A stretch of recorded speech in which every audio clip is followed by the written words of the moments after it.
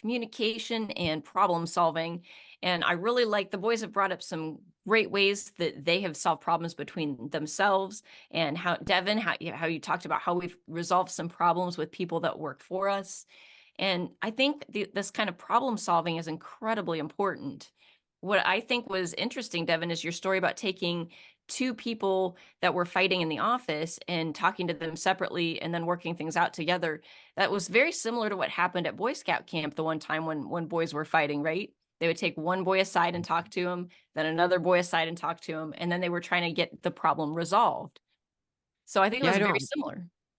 I don't exactly remember what happened with those, but I mean, that is certainly a great way to do things. That You is figure out, you hear both sides of the story because everybody has their own memory of the story, and frequently that they're very different, or at least a little bit different, but that little difference can be a big thing.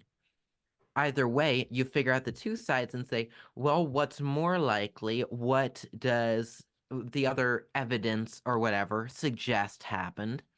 But you logic through it. All right, this is probably what happened. And without specifically saying, hey, you were wrong and you were right, say, hey, next time, let's just do this instead. There's very few times when it is one person that's all the way wrong. It is normally they have different opinions. That is why contracts are so incredibly important.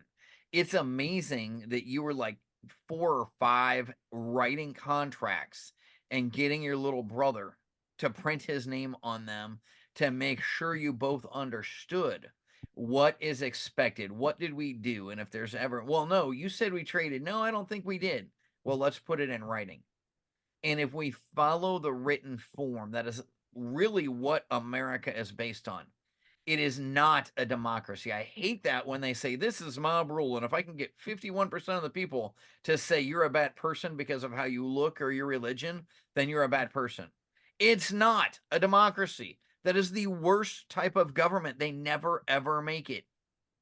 It's a constitutional republic.